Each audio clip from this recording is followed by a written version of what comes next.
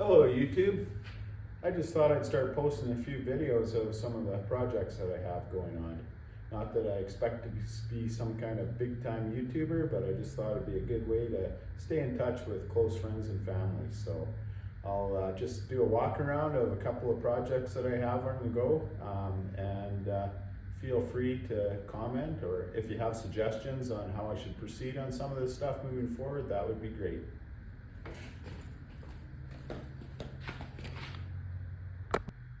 The newest project I have on the go is this 1973 Suzuki TC125. What's so special about this bike?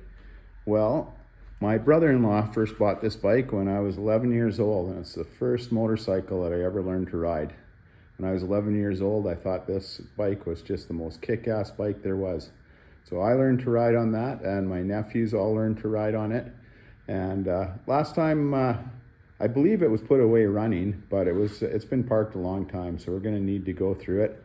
A few things that it needs is, for one thing for sure, we're gonna need some front wheel bearings put in it, possibly fork seals.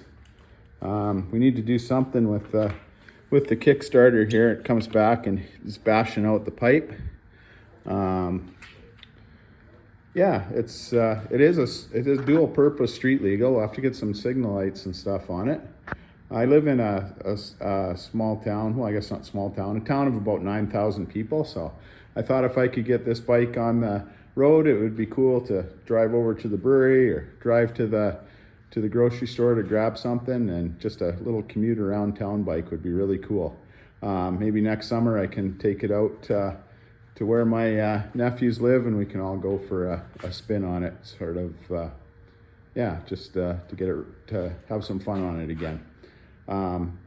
It definitely need the gas tank cleaned out. The throttle on it's seized. The cable seems good, but it seems to be seized up in the carburetor. So we'll pull it apart and look, but I noticed you can get the $39 Chinese knockoff carburetor we'll probably put in it.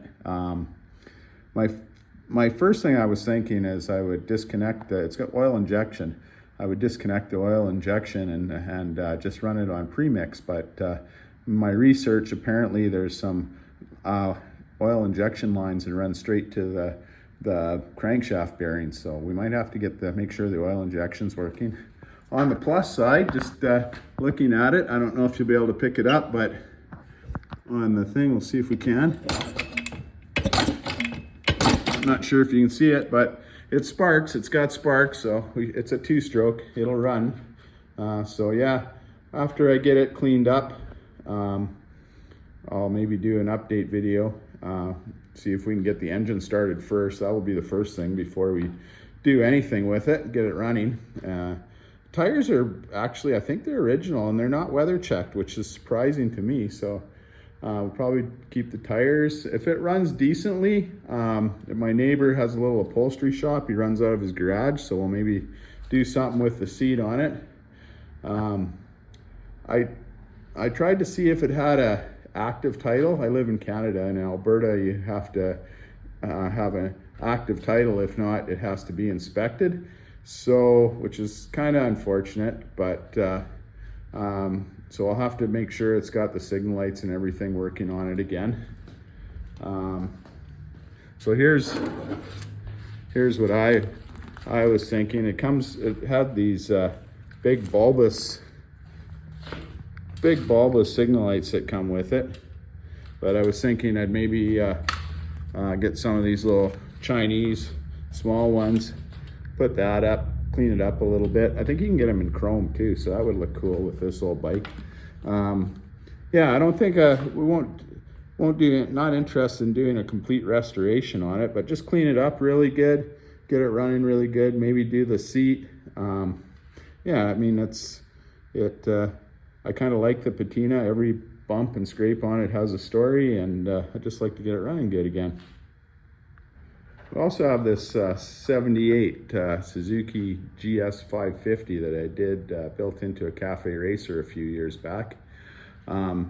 It essentially probably needs the gas tank cleaned out, carbs cleaned out, and a new battery put in it. I haven't drove it for probably about 4 years.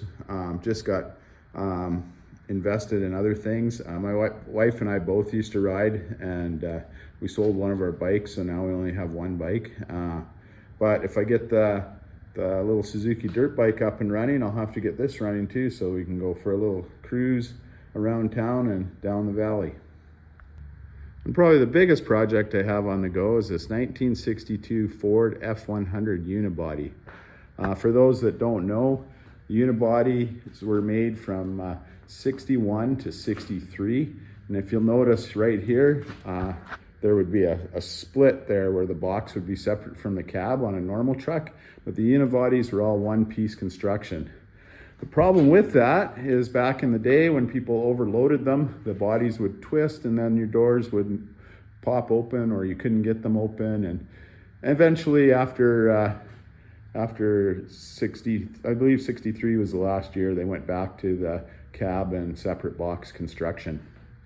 The logo on the side was actually my dad's shop logo that he had on his shop truck. He had that shop in Calgary, Alberta from 64 to 77. It's just kind of, I don't know if you'd call it a rat rod or survivor, but it's just a hodgepodge of junkyard parts. It's got Volkswagen Jetta seats. It's got, well, I'll just pause it here and we'll look at the drivetrain a little more. When I bought the truck, I basically bought a body shell. I completely went through it. It's got all new brakes, all new brake lines, new kingpins, new shocks. It's got haters are gonna hate, but it's got a small block Chevy in it. It's a 265 horsepower crate motor. Runs really strong. I got a few ideas to improve that we will probably check out over the course of the next couple of years. It's got a 4L60E automatic transmission with a 2800 stall converter in it, and it's got a 9-inch Ford with 389 gears and a mini spool. So it hauls pretty good, does great burnouts, which we will have to explore that in the future too. I know I have a few sets of tires mounted on rims for that purpose only.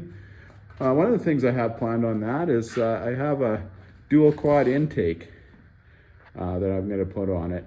And I have one of these old school Predator carbs.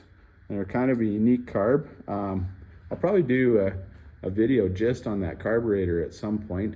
There are a few videos on them on YouTube, but it's very unique carb. It's variable CFM. It's like a giant one barrel with two throttle blades in it, and then you have two air valve blades. I don't know if you can see that, two air valve blades on the top that open on engine vacuum depending on the needs. So it actually flows from I believe 370 to 920 or 930 CFM depending on the engine's needs. So I'm going to pick up another one of those and we'll have a dual, I guess it's not a dual quad, it'd be a dual one barrel setup on it. Anyways, that's my junk, and like I said, if you're interested in following, or if you want to make some suggestions on how I should proceed on things, then feel free. That's it for now.